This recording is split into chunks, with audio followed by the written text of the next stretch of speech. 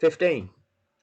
That number is the number of lies that you're about to hear as I play you through the footage around lap 56 of Abu Dhabi. This is part 2. Part 1 demonstrated the misdirection presented to us by F1 TV with the footage they constructed to condition our thought process as to what was happening.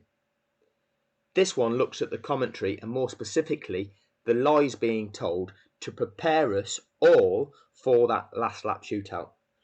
Now remember, the key thing that has to happen on lap 56 is that all lapped cars have to be released.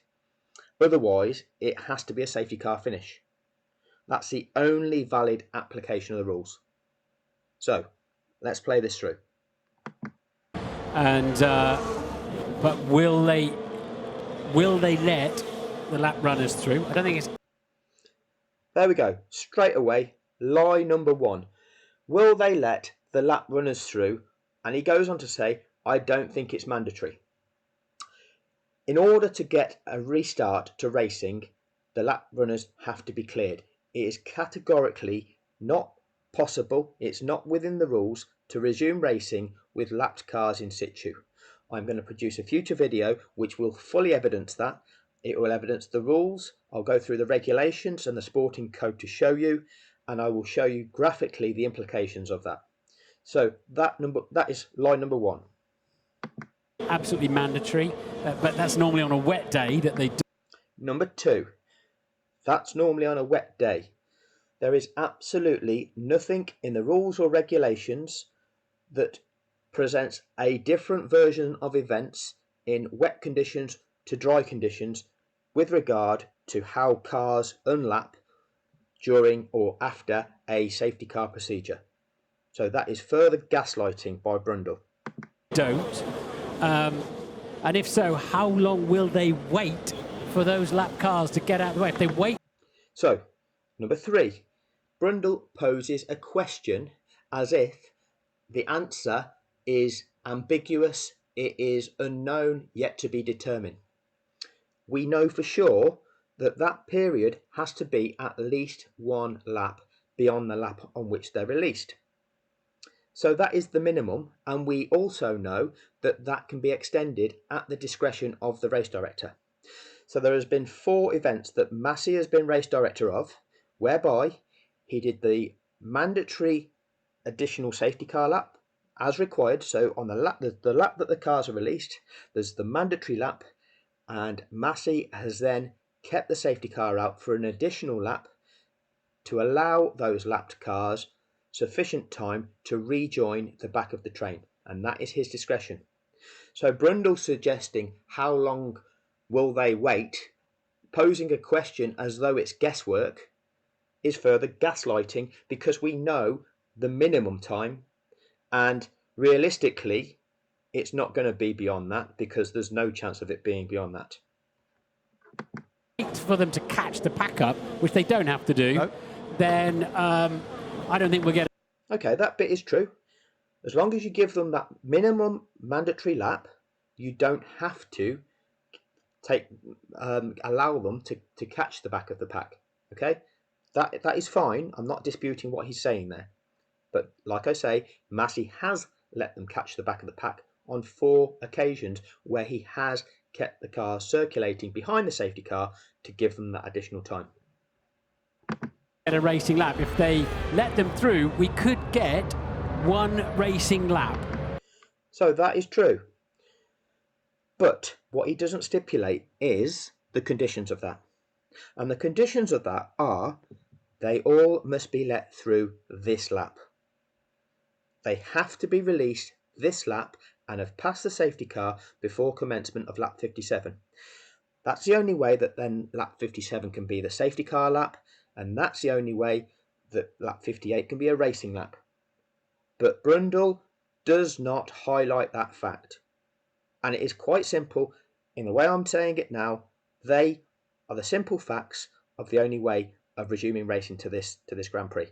Otherwise, Lewis Hamilton is champion because it has to be a safety car finish. And assuming Lewis Hamilton makes it to the end of the race, he is world champion. No mention of that. 3 laps to go. Nicholas Latifi is seemingly okay after that contact with the barriers, around about 90 miles an hour. But he would have taken a whack, and it's good to see that he's okay. Sergio Perez coming into the pits again. So Max, I think they're retiring the car here. Perez into the pits for the 4th time. I didn't understand why, but I think they are retiring the car, and yes, they're not going to be working on it, and that is the end of Sergio Perez's Abu Dhabi Grand Prix. Okay, I'm going to point this out for a little bit later around the track. This is the exact moment in time where Mercedes won the Constructors' title. Red Bull started this Grand Prix 28 points behind Mercedes. The maximum number of points you can score with one car is 26. 25 for winning, 1 point for the fastest lap. So if you've only got one car left in the race, you can't overhaul a 28-point deficit.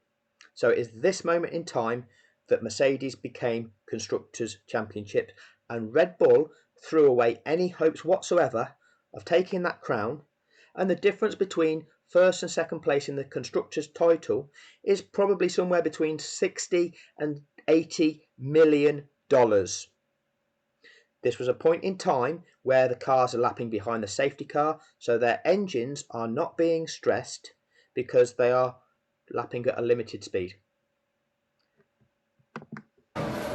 Checo, we need to retire the car. We need to retire the car. Box. And for the Really? Yeah, box. And when the driver doesn't even feel that there's an issue with the car, it does raise certain questions. lapped cars will not be allowed to overtake. it's not mandatory in the So once again, Brundle reaffirms this notion of it not being mandatory when it absolutely is. So that there is a further lie. Now before I continue the footage on this lap, I'm going to cut to the driver cam footage of Max Verstappen and show you something which goes on down this straight. Overtake, stay online, let them go off the racing line. Sorry, cancel that. Lap cars will not be allowed to overtake.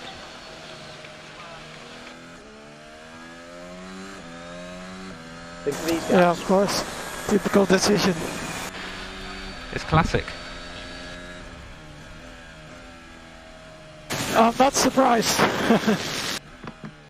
Okay, I want you to think about how long that conversation took, the gaps in between each party talking, and the location that this takes place is the long straight in between turn 5 and turn 6. Right, I'm going to cut back to where we were. Okay, I just rewound it about 2 seconds, so we pick it up again when Brundle says it's not mandatory. It's not mandatory in the regulations, which leaves Verstappen with a lot of work to do then. Okay, so he says it's not mandatory, and he then suggests this notion, well, this leaves Verstappen a lot of work to do. So he has this suggestion that when they go racing in this condition, which they're not allowed to do, that Max then has to pass these 5 cars. He's setting up this notion that this is a possibility when it absolutely is not. So Mercedes will be Constructors' champions at the end of this race as it stands at the moment, assuming that Hamilton and Bottas finish this race. That's a lie. Bottas and Hamilton could crash out of this race now, and Mercedes would still be Constructor champion. It's as simple as that. They've got a 28-point lead, and if the 2 Mercedes crash out, Max could win and get the fastest lap, and Red Bull are still going to be 2 points behind them. So once again, Crofty is bringing people's attention to focus on, oh, what are Mercedes still doing in this race? There's still chances for them. When that battle is done and dusted.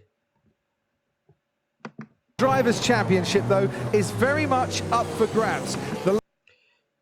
But it's only very much up for grabs if all lapped cars can be released before the start of lap 57.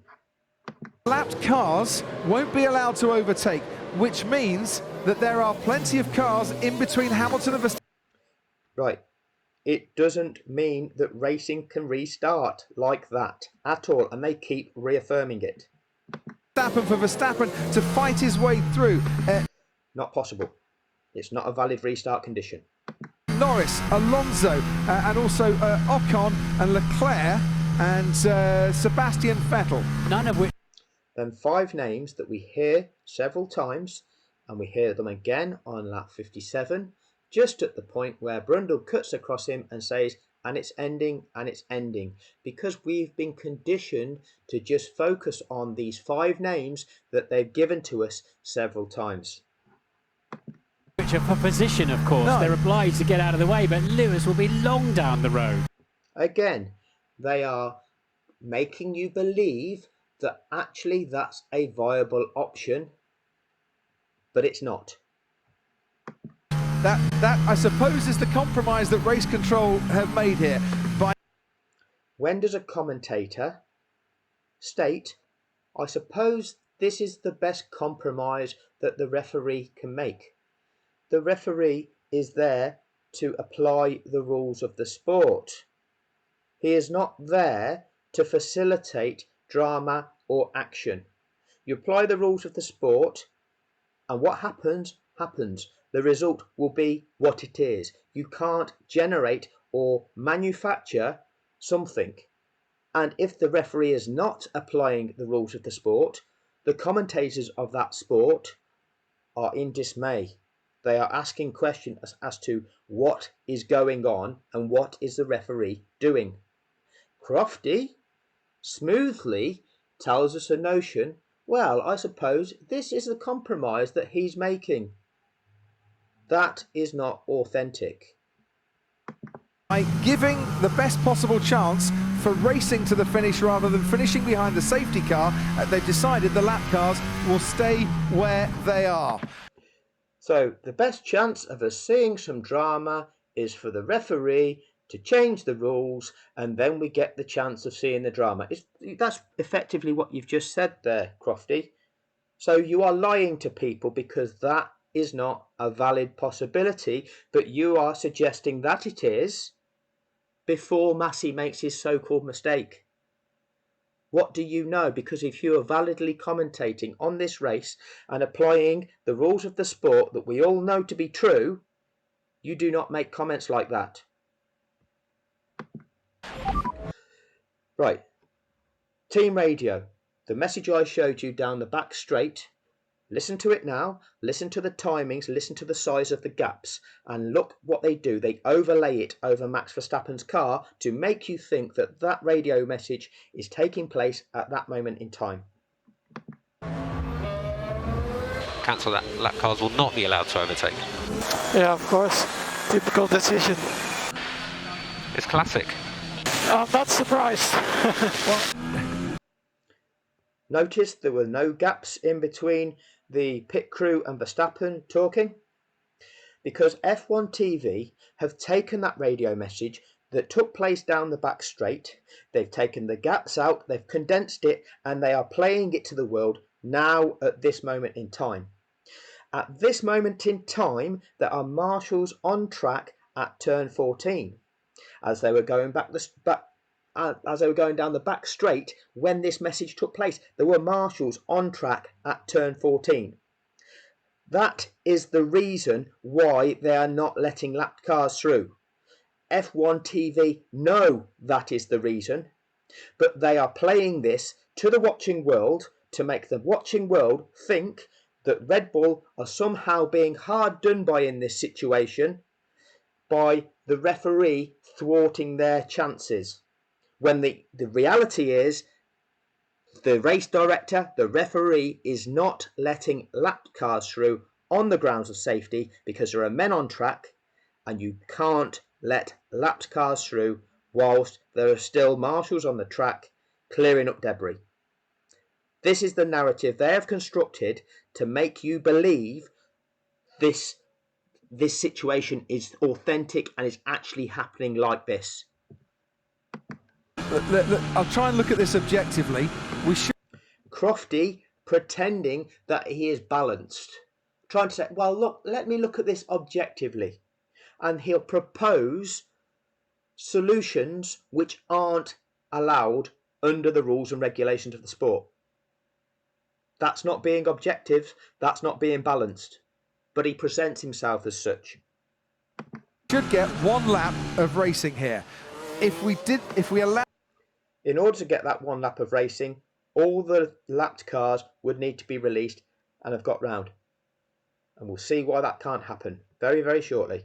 Without the lap cars to overtake, we'd have no laps of racing to the checkered flag. So what do Red Bull want?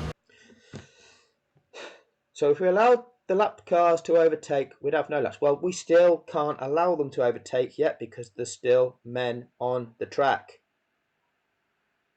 So he's suggesting the possibility that's still not possible. And he's also stated, well, if we do that, there's no more racing laps. Well, there you go. And there's no alternative to that.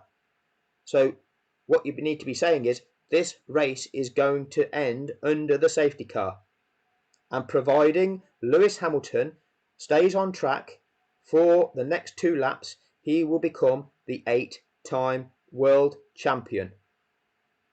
That is the only authentic thing that is to be stated at this moment in time. And Crofty says... And Max Verstappen and Giampiero Lambiase as race engineer, do they want the chance or do they want to finish behind the safety car with no overtaking? Because I think that is the decision that has come from race control. So he's proposing this option, the either-or situation. Either it finishes behind the safety car or you get the chance to race, but in this situation. This is not valid.